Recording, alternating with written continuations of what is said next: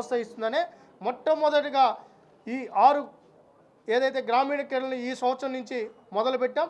Next time కోతి కొమ్మచ్చి ఇంకేవైతే ఉన్నాయో గ్రామీణ క్రీడలు అన్ని ప్రాంతాలను ఐడెంటిఫై చేసి శ్రీకాకుళం ఇచ్చాపురం నుంచి అనంతపురం వరకు ఏ గ్రామాల్లో ఏ ప్రాంతంలో ఏ క్రీడ గ్రామీణ క్రీడగా ఉందో ఆ క్రీడలను ఐడెంటిఫై చేసి ముందుగానే వాళ్ళని మా డిఎస్ఎల్ ద్వారా ఆ గ్రామీణ క్రీడలను కూడా పెట్టే కార్యక్రమం భవిష్యత్తులో కూడా పెంచుకుంటూ ముందుకు వెళ్తామని కూడా తెలియజేసుకుంటూ ఇవన్నీ స్పోర్ట్స్ డిపార్ట్మెంటు చేస్తున్న కార్యక్రమాలు.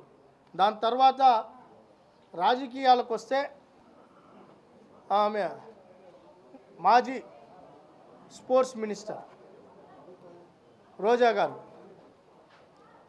ఆమె మొన్నప్పుడు ఒక ప్లేయర్ని కలిసా. ఏషియన్ గేమ్స్ అంటే అవేమని అడిగారంట అప్పట్లో. ఆమె ఈరోజు ఏదేదో మాట్లాడుతాం.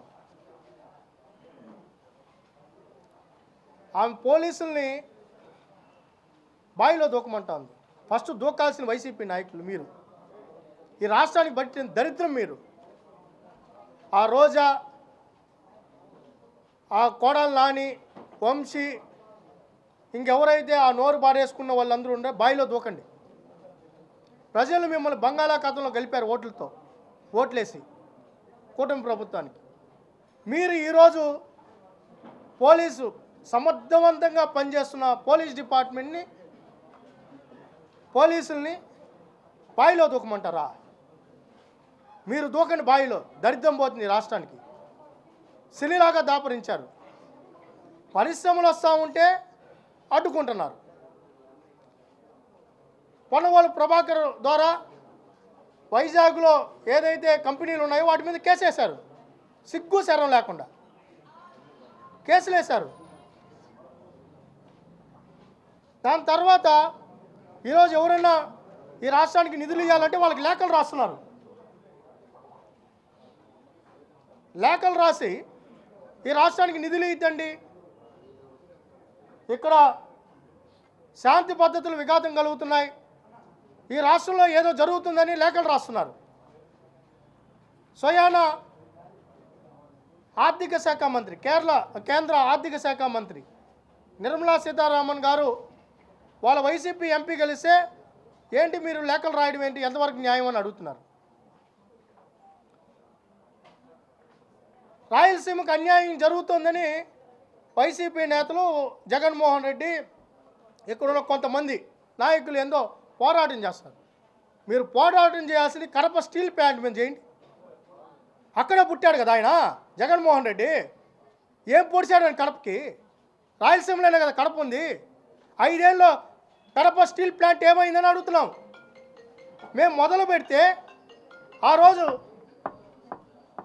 ముందుకొస్తే 5 ఏళ్ళు ఏం గాడిదలు కాస్తారని అడుగుతున్నాం మేము. 900 కోట్లు ఎత్తిపోతల పథకం, ఆ మట్టి పని చేశారు అంతే. ఈరోజు ఏదో అన్యాయం జరిగిందని చెప్తున్నారు. వీళ్ళేదో రాయలసీమ ఉద్ధరించిన వాళ్ళలాగా రాయలసీమకు ఒక పరిశ్రమ తీసుకొని వచ్చారా? కియా తీసుకొని వచ్చింది ఎవరు అనంతపురంకి? మేము సవాలు విసురుతున్నాం. కియా పరిశ్రమ తీసుకొని వచ్చింది ఎవరు? చంద్రబాబు నాయుడు గారు కాదా? ఓరగల్ అభివృద్ధి జరిగిందంటే కర్నూలులో చంద్రబాబు నాయుడు గారు కాదా? ఈరోజు కర్నూలుకి బెంచ్ వచ్చిందంటే చంద్రబాబు నాయుడు గారి వల్ల కాదా? తిరుపతిలో ఈ రోజున ప్రతి పరిశ్రమ, రేణుగుంటకాయకి వెళ్దామండి, డిక్సన్ కానీ, హెచ్సిఎల్ కానీ, జోహా కానీ, ఏ పరిశ్రమ వచ్చిందన్నా, ఐఐటి వచ్చిందన్నా, ఐసర్ వచ్చిందన్నా, ఎవరి వల్ల వచ్చింది? చంద్రబాబు నాయుడు గారి వల్ల కాదా? మీరేం పొడిచారని అడుగుతున్నాం. రిలయన్స్ ఇక్కడే ఇదే తిరుపతిలో 25,000 కోట్లతో పెట్టుబడి పెడతానని ముందుకొస్తే ఆ పరిశ్రమను తరివేసింది మీరు కాదా? మీరు రాయలసీమ ఉద్ధరకులు. రాయలసీమ కోసం వీళ్ళు పోరాటం చేస్తారు, రోడ్డు మీద దొల్లాడుతున్నారు. రాష్ట్ర ప్రజలు దొల్లాలి మీ దరిద్రం వల్ల. ఏ రోజన్నా నేను స్వామి వివేకానంద గారి జయంతి సందర్భంగా సూటిగా ఇక్కడున్న నాయకత్వాన్ని ప్రశ్నిస్తున్న వైసీపీ నాయకత్వాన్ని, మీరు ఏ రోజున యువత గురించి పట్టించుకున్నారా? ఈరోజు డిఎస్సి విడుదల చేశాం, బ్రహ్మాండంగా టీచర్స్ డ్యూటీలు చేసుకుంటున్నారు. మీ హయాంలో పోలీస్ శాఖలో నోటిఫికేషన్ అనేది పెట్టి ఎంత ఇబ్బంది పెట్టారు. ఈరోజు బ్రహ్మాండంగా రిక్రూట్మెంట్ చేశాం, వాళ్ళందరూ కూడా ఈరోజు ట్రైనింగ్లో ఉన్నారు, జాయిన్ అవుతున్నారు. ఈరోజు టీటీడీని ఈరోజు రాయలసీమకు, తిరుపతికి, ప్రపంచానికి తలమానికంగా ఉన్న మన స్వామివారు ఈరోజు ప్రపంచం మొత్తం ఇక్కడికి వచ్చి దండం పెట్టుకుంటా ఉంటే నిద్ర లేసి రాజకీయం చేస్తారా? స్వామివారితో రాజకీయం చేస్తారా? నేను ఎప్పుడో చూసా, వామపక్ష విద్యార్థి సంఘాలతో కలిసి ఇక్కడ ఆయన ధర్నా కూర్చున్నాడు. అయ్యా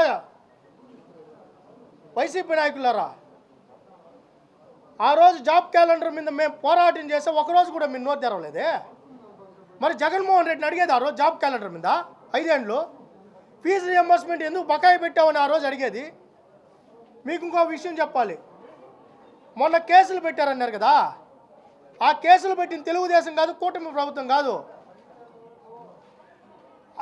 వైసీపీ జగన్మోహన్ రెడ్డి.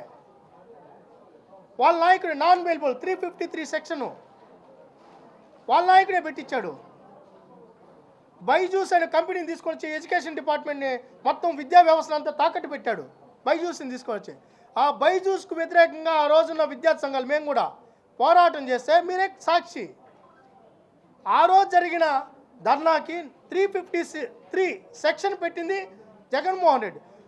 353 సెక్షన్ పెట్టింది జగన్మోహన్ రెడ్డి మీద ఈరోజు బేడీలు వేసుకొని సంఖ్యలు వేసుకొని చూపిస్తున్నాడు ఆయన. అయ్యా నువ్వు వేసుకోవాల్సిన తాడేపల్లి కొంప ముందు పెట్టుకో. అయ్యా జగన్మోహన్ రెడ్డి, వామపక్ష విద్యార్థుల మీద, టీఎన్ఎస్ఎఫ్ వాళ్ళ మీద, తెలుగు యువతల మీద కేసులు పెట్టించి నువ్వు అది తప్పు అని చెప్పి ఆడిపోయి నిలబడు. దుష్ప్రచారాలు చేయడంలో, అడ్డదిడ్డంగా వాదించడంలో టీటీడీ సొత్తుని ఎవరయ్యా రోడ్డు పాలు చేసింది? బిఆర్ నాయుడు గారు చేశారా? మీరు చేశారు. ఈరోజు మీరు చూడండి నాసిరకం రోడ్లు. కాబట్టి మేము అడిగేది ఏంటంటే, బాధేస్తుంది, కళ్ళల్లో నీళ్ళు వస్తున్నాయి. యువత పక్షాన స్వామి వివేకానంద గారి స్ఫూర్తితో ఈ రాష్ట్రంలో క్రీడాభివృద్ధి జరగాలి, ఈ రాష్ట్రంలో ఉపాధి పొందాలి ప్రతి యువకుడు, పరిశ్రమలు రావాలి, పెట్టుబడులు రావాలి, ప్రశాంతంగా జీవించాలి, డ్రగ్స్ రహిత, గంజాయి రహిత రాష్ట్రంగా ఉండాలి, ఉక్కు కండరాలు లాంటి ఉక్కులు తయారవ్వాలి. ఈరోజు మంచి యువత ఉంది మన దగ్గర, మంచి టాలెంట్ ఉంది. ప్రోత్సహిస్తే ఎంత దూరమైనా వెళ్తారు, ఏమైనా సాధిస్తారు. ఆ సాధించేదానికి సపోర్ట్ చేయడానికి ప్రభుత్వం సిద్ధంగా ఉంది. కాబట్టి ఈరోజు ఒక పక్క అభివృద్ధి చెందుతుంటే అడ్డంకులు సృష్టిస్తూ విధ్వంసాలు సృష్టించాలనే ప్రయత్నం జరుగుతోంది. మేము ఒక రిక్వెస్ట్ చేస్తున్నాం, విద్యార్థి సంఘాలకు కానీ, యువజన సంఘాలకు కానీ, ప్రజలకు కానీ, పేరెంట్స్కి కానీ అప్పీల్ చేస్తున్నాం. ఇచ్చిన ప్రతి హామీని నెరవేరుస్తాం, ఇంకా బెటర్గా ఆలోచిస్తాం, ఇంకా మంచి చేయడానికి ముందు సిద్ధంగా ఉన్నాం. కాబట్టి మీ మద్దతు ఉండాలని. ఈ రాష్ట్రం నిజంగానే మీరు ఒక ఆశ్చర్యమైన విషయం మీరందరూ చూడొచ్చు. మీరు కావాలంటే ఏ నియోజకవర్గంలోనో పోయి చూడండి, 15 లక్షలు, 20 లక్షలు, 50 లక్షలు, ₹1,00,00,000 వరకు 3 నియోజకవర్గాలు 2 కోట్లు కూడా దాటి స్పోర్ట్స్కి ఖర్చు పెడుతున్నారు. Kabaddi, kho kho, volleyball, beach games, ఈరోజు ఏదైతే వాటర్ గేమ్స్ బ్రహ్మాండంగా నిర్వహిస్తున్నారు. ఏ నియోజకవర్గంలో చూడండి, పక్కనే కాళహస్తిలో కూడా లీగ్స్ పెట్టారు, మంగళగిరిలో లీగ్స్ పెట్టారు, ఉదయగిరిలో, నెల్లూరులో, మరి వెస్ట్ ఈస్ట్ గోదావరిలో అయితే ఒక్కొక్క క్రీడాకారుడికి 10 లక్షలు, గెలుపొందిన వాళ్ళకి 15 లక్షలు కూడా బహుమతులు ప్రకటించారు. స్పోర్ట్స్ అవేర్నెస్ వచ్చింది, క్రీడల్ని బాగా ప్రోత్సహిస్తున్నారు. ఇంత బ్రహ్మాండంగా ప్రోత్సహిస్తున్న ప్రజాప్రతినిధులకు, అధికారులకు, దీనికి సపోర్ట్ చేస్తున్న మీడియాకి ఆంధ్రప్రదేశ్ స్పోర్ట్స్ అథారిటీ తరఫున ప్రత్యేకంగా కృతజ్ఞతలు, నమస్కారాలు కూడా తెలియజేసుకుంటూ, ఇప్పుడు ఏదైతే ఆ గేమ్స్ ఉన్నాయో దాంట్లో కూడా ఈరోజు కైట్ కావచ్చు, తొక్కుడు పిల్ల కావచ్చు, ఇవన్నీ కూడా ఇక్కడ నిర్వహించడం జరుగుతుంది. మీరు కూడా భాగస్వాములు కావాలని విజ్ఞప్తి చేస్తున్నాం. మరి ఎవరు అనింది ఆ మాట వ్యతిరేకం కాదని? ఆయన సలహాదారుడు, ఉత్తమ సలహాదారుడు. ఆయనేమో అమరావతి వ్యతిరేకం కాదంటాడు, వాళ్ళ నాయకుడు మాట్లాడుతా అమరావతి మునిగిపోతుంది అంటారు. మరి మునిగిపోతానని చెప్తే వ్యతిరేకించేటి కాదా?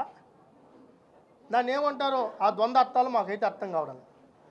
బాధ చేసేది ఏంటంటే నాయకుడు ఒకడు మాట్లాడతాడు, అనుచరులు ఒకడు మాట్లాడతారు, సలహాదారులు ఒకడు మాట్లాడతారు, మాజీ శాసనసభ్యులు ఒకడు మాట్లాడతారు. మీరు వాళ్ళ మధ్యస్థం ఎట్టుంటుందంటే పరకామణి కేసు ఉంది కదా,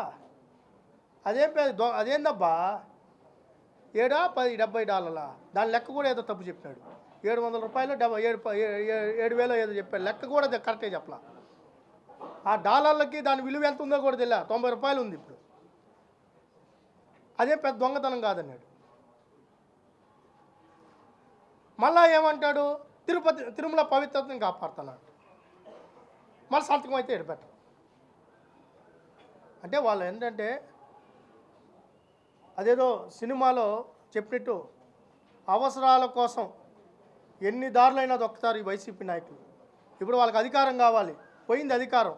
దానికోసం అమరావతి ఒకరోజు కావాలంటారు, ఒకరోజు అమరావతి వేస్ట్ అంటారు.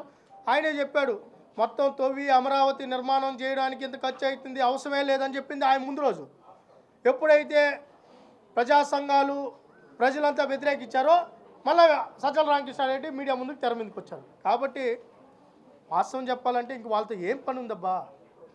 ఇప్పుడు వైసీపీ నాయకులతో ఏం పని? వాళ్ళ మాటను ఎవరు తీసుకుంటారు? అయిపోయిన సంస్థానం వాళ్ళది, ఇంకా వచ్చేదిలా సచ్చేదిలా అయిపోయిన వాళ్ళ గురించి మనం ఎక్కువ మాట్లాడుకోవడం ఎందుకు? ఉనికి కోసం రోజుకు ఒక మాట మాట్లాడతారు. వాళ్ళకి రాజకీయ ఉనికి కావాలి. లేదు, వాళ్ళు నిజంగా దమ్ము ఉంది అంటే మేము ఒకటే చెప్తున్నాం, వాళ్ళకి నిజంగా దమ్ము ధైర్యం ఉంటే, ప్రజల మీద చిత్తశుద్ధి ఉంటే అసెంబ్లీకి రమ్మని చెప్పు, ఆడు చర్చిద్దాం. అమరావతి మీద దేని మీద అయినా, టీటీడీ మీద అయినా కూడా అసెంబ్లీకి రమ్మని చెప్పండి. అసెంబ్లీకి రాకుండా చర్చించకుండా జీతాలు తీసుకునే వాళ్ళ గురించి నేను మాట్లాడితే బాగుండదు. పవన్ కళ్యాణ్ గారు టైక్వాండో మార్షల్ ఆర్ట్స్ అది కాంప్లెక్స్లో లేదు. కొందరు ప్రైవేట్ వ్యక్తులు డబ్బుతో ముడిపెట్టుకొని ఒక చిన్న ఇన్స్టిట్యూట్ పెట్టుకొని నేషనల్ లెవెల్ కలుపుతున్నారు. చాలా వరకు ఉన్నాయండి. ఎందుకు ఇక్కడ మాత్రం దాంట్లో మార్షల్ ఆర్ట్స్లో అనేక డిసిప్లిన్స్ ఉన్నాయి. అది పుట్టింది ఎక్కడి నుంచి మనం ఒకసారి చూడాలంటే స్పోర్ట్స్ ఎలా ఉంటుందంటే టెన్నిస్ నుంచి అనేక సాఫ్ట్ టెన్నిస్ డిఫరెంట్ దాంట్లో గేమ్స్ మారుతూ ఉంటాయి. అలానే తైక్వాండో కూడా ఆల్రెడీ తైక్వాండోని కూడా రికగ్నైజ్ చేసాం. ఏదైతే ఉందో దాన్ని కర్రసాము కాడి నుంచి అన్నీ ఏదైతే కరాటీ అన్నీ కూడా రికగ్నైజ్ చేయడం జరుగుతుంది. కర్రసామును కూడా ఈ సంవత్సరం నుంచి రికగ్నైజ్, ఎందుకంటే అది ప్రాచీన మన భారతదేశ సంస్కృతి, అక్కడి నుంచే చాలా గేమ్స్ పుట్టాయి. ఆ కర్రసామును కూడా first time sports authority recognise చేస్తుంది. జీవో నెంబర్ 4ని కూడా మాడిఫై చేస్తాం. నెక్స్ట్ ఈ క్యాబినెట్కి రాదు, నెక్స్ట్ క్యాబినెట్లో కూడా దాన్ని మాడిఫై జీవో వస్తుంది. ఇప్పుడు జగన్మోహన్ రెడ్డితో పోరాటం చేసి అధికారంలోకి వచ్చాయి. ఇంక జగన్మోహన్ రెడ్డికే మేము భయపడకుండా పోరాటం చేయడం వల్ల ఈ రప్పరప్పలు 11 వచ్చాయి, దాంట్లో 1 కాపాడుకోమని చెప్పండి. చరిత్ర సృష్టించినోడు ఇప్పుడు ఆ చరిత్రని తిరగరాయబోతున్నాడు. అబద్ధాల గోడల్ని బద్దలు కొట్టి నిజాలను రాగా మీ ముందుంచబోతున్నాడు. నిజమైన వార్తల కోసం వెంటనే డౌన్లోడ్ చేసుకోండి రా యాప్ని.